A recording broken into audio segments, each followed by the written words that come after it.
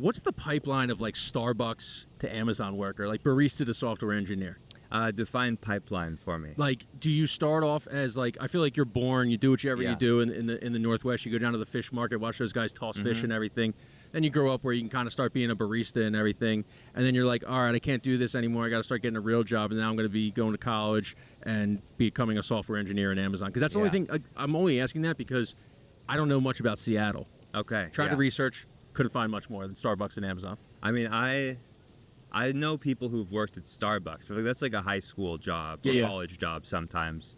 Or after college, like manage a Starbucks or something.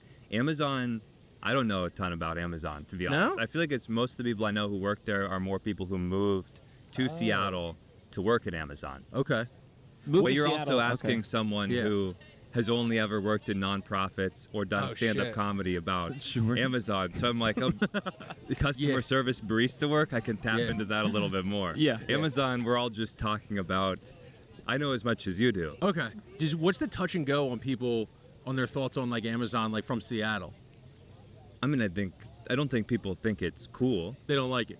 No. Don't think it's cool. I don't think it's cool. Like I use it. We have Comcast. That's our big one. Yeah. I don't know why I'm pointed that way. Do you guys guys can't even say rep it. Comcast? No, we don't. They are the ones who control us. I think Amazon is still our big one. It doesn't matter the fact that we're in Philadelphia. Amazon's kind of the big one everywhere you go, unfortunately. Yeah, but I always thought it was like Comcast. Then we have health insurance, and then we have like then we have nursing, or not nursing, but hospitals. Yeah, that's kind of our big three here in Philadelphia. Yeah. See, I feel like none of the big Seattle companies feel that cool anymore. Yeah. You had Microsoft.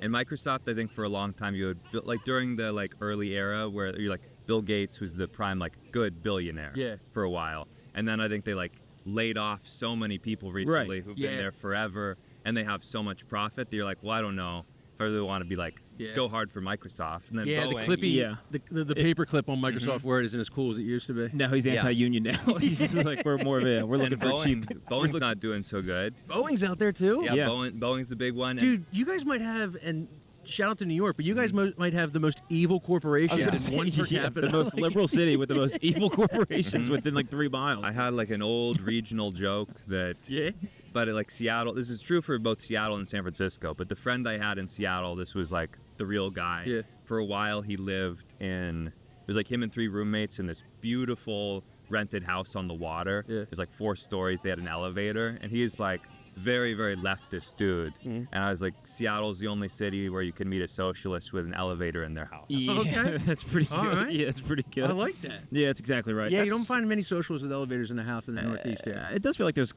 think there's a lot of cities. Major cities nowadays are a lot of people that are telling you from your loft that you guys actually don't give enough in tax money. And it's like, well, I mean, I'm sitting in a park doing a podcast, so I'm not really... And I will say in his defense, he was renting. So yeah. That would be my dream, too. No doubt. No doubt. Oh, man. So, like, Seattle, like, again, back to it. Rain and homeless people. Is that what's Seattle, like, really like? Like, for a guy who has no idea. Yeah. I would say it's less... This is the first thing I'm going to say is not going to sound like a great defense. Okay. But I would say it's more, during the winter months, dreary than rainy. Okay. It's more overcast and gray than, like, constant rain.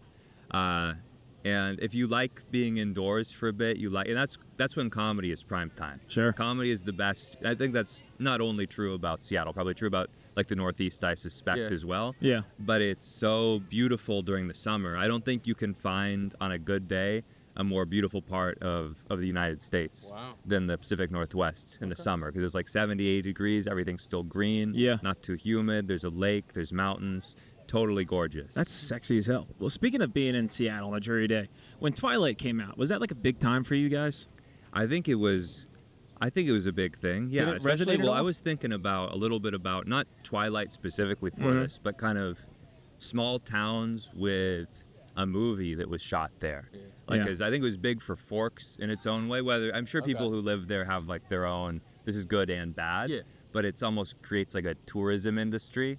And I was thinking, this is an offshoot of your question. I apologize to detour. But yeah, of course. I had a show in Astoria, Oregon, about a week and a half ago. And Astoria, from what I was told, there's another place in the Pacific Northwest, Port Townsend, which is kind of like this too. It was a big port town for a minute. Like it's a city that almost was. Like Port Townsend's a cool place, but it was poised like it could have been like a San Francisco. Got it. And okay. for a while, Astoria, they had a big businessman. I'm blanking on his name, but like a really rich guy, and it was like trying to make Astoria another big port town. And it had industry for a while, but it was never quite close enough to certain channels to take. And so now it's a small town. And Astoria now is best known for they shot, among other, the less known things were like Kindergarten Cop, Twilight also had a scene nearby. Yeah. But the big thing is Astoria is the setting and the place where they shot the Goonies. Oh, wow. Yeah. And so I was kind of there, and I didn't realize that for the first hour. So my first hour there, I was like, man, this town really like pirates. Yeah. And then I was like, oh, that makes a lot more sense. That's pretty sweet. Makes a lot more sense now. Yeah. And then I was like, what's crazy is this town was almost San Francisco, and now if they put the Goonies on Netflix, the economy of the town would go up probably like 20% for a year. Just a bunch of sloths walking around. And that's what's that's crazy about a place like what's that. in the Is how water in impacted it Astoria. is by Sure. like just shooting one cultural phenom movie in a place. So back to Twilight. Like Rocky, even here. Yeah, well, trust us. We got that shoved down our throats. Rocky and cheesesteak. That's the only people know about us. Rocky in the Pacific Northwest would be but- kind of a bummer. He's like, I can't go outside, Adrian. It's raining. It's like, all right, man, come on. Go out the stairs. Like, they're slippery. He'd be working in the fish market. It was based in Seattle. Yeah, he just would never box. He would just live a nice life. Yeah.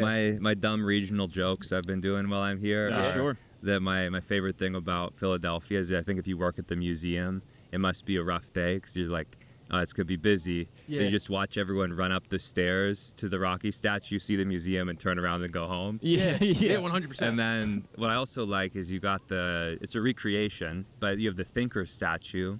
Yes. Like 5-minute walk away, also a cool statue. Yeah. And there's like a 10-minute line to take a photo with Rocky. Yeah. Nobody. No, Nobody. you can't even take a photo with the Thinker. There's no one there to take a photo of you. Dude, Bo. I was like, they should rebrand it as just Rocky thinking about Adrian. There you go. And then you'll have a line, get some, Yeah. drum up some Beautiful, yeah. business for the museum. Yeah. The night before his next fight. It's just Yeah. Rocky thinking about how he's going to beat Apollo Creed. Yeah. Or Yeah. Mr. T.